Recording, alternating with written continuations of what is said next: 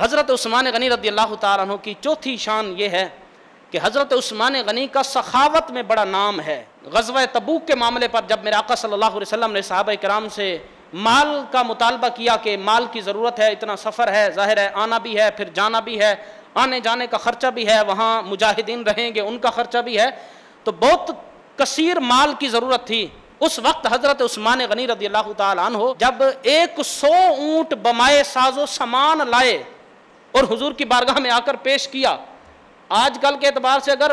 ایک اونٹ کی قیمت 5 لاکھ لگا لی جائے تو 100 اونٹ لا رہے ہیں جن کی مالیت کروڑوں میں بنتی ہے۔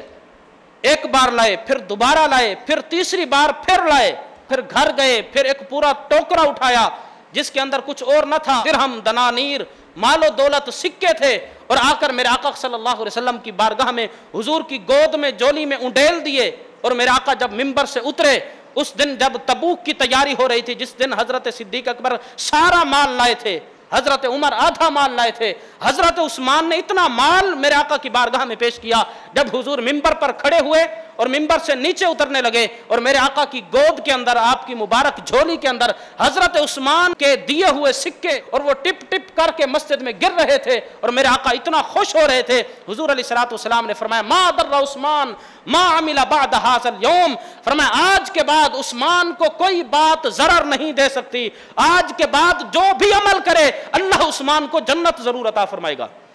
یہ اعلان میرے آقا مسجد میں کھڑے ہو کر فرما رہے ہیں۔ یہ حضرت عثمان غنی کی سخاوت ہے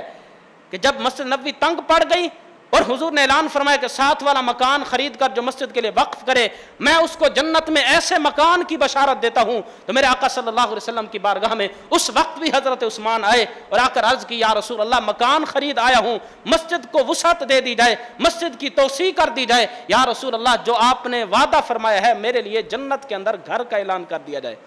اور اسی طرح جب مدینہ میں مسلمان آئے اور وہاں پر